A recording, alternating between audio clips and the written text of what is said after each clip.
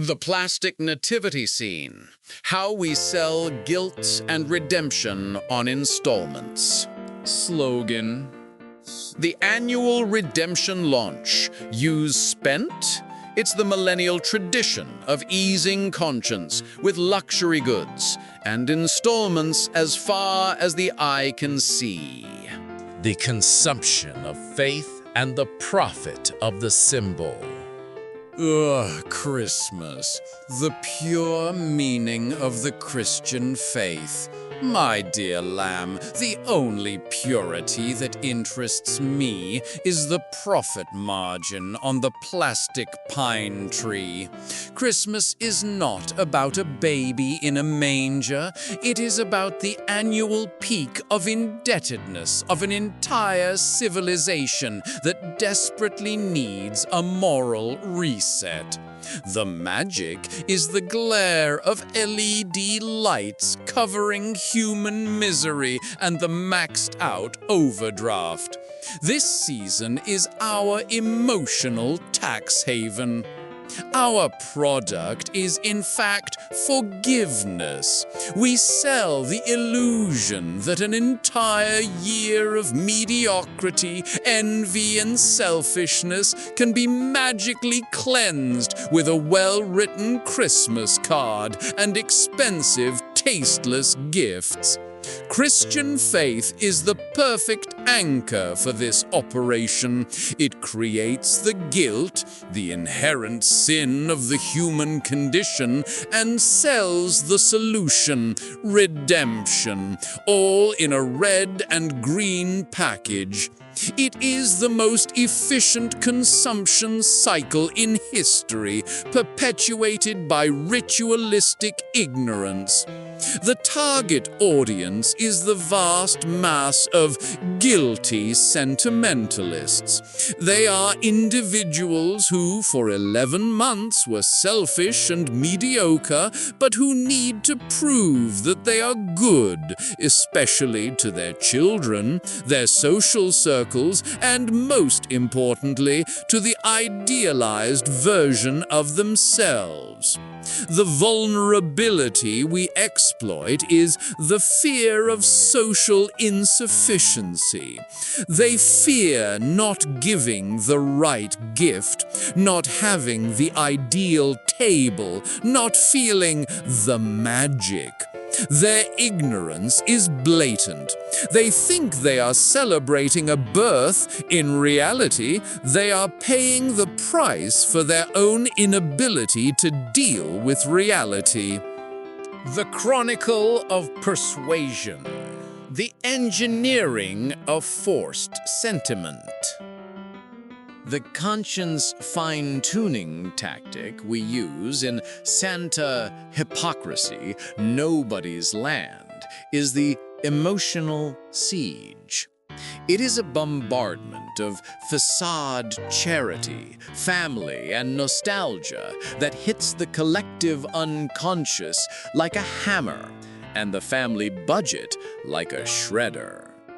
The first lever is nostalgia as an algorithm. Our paid media campaigns, broadcast in short videos, in algorithmic vanity galleries, use childish jingles and the commercial crimson of refreshing guilt to reactivate the trauma of childhood and the search for a happiness that never existed.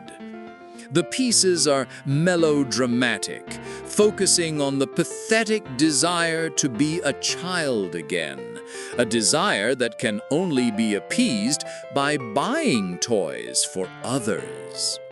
We transform the idealized past into consumption obligation in the present through relentless retargeting.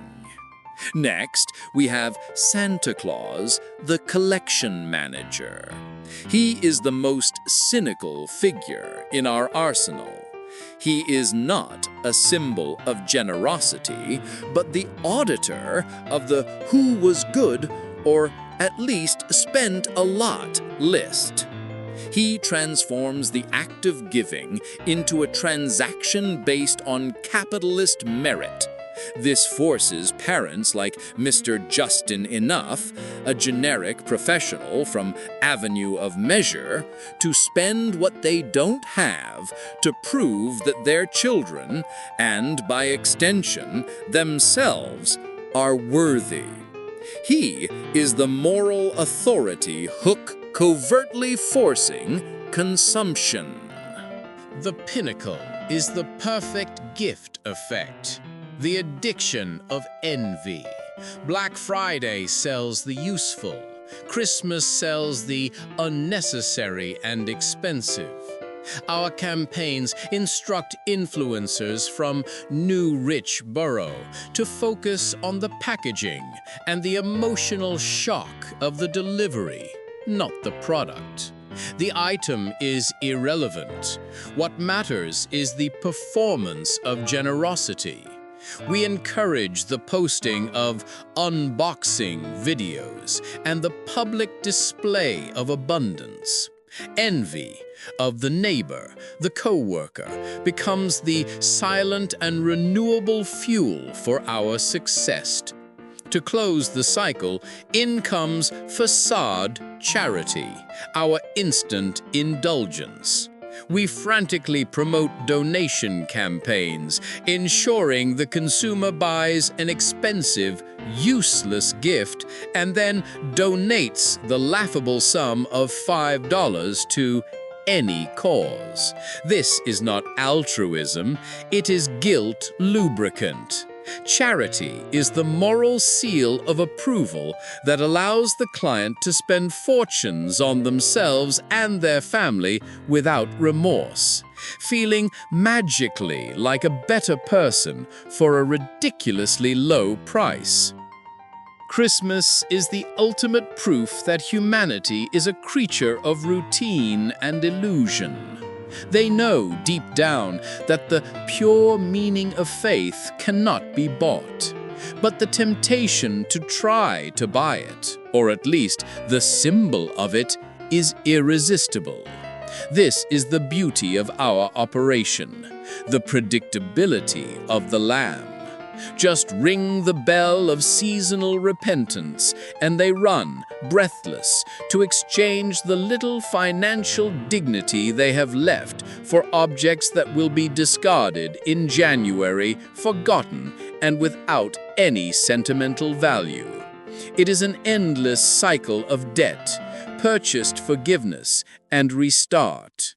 We are not selling Christmas. We are selling the release warrant for the conscience, paid for with the bonus check and wrapped in foil paper. The ephemerality of the gift is the guarantee that the guilt will return next year intact and ready for a new cycle of exploitation. The only thing more certain than the increase in our profit margin is human stupidity. They beg for illusions, and we deliver them packaged. They never learn, and that is why my gift list will always be the most expensive.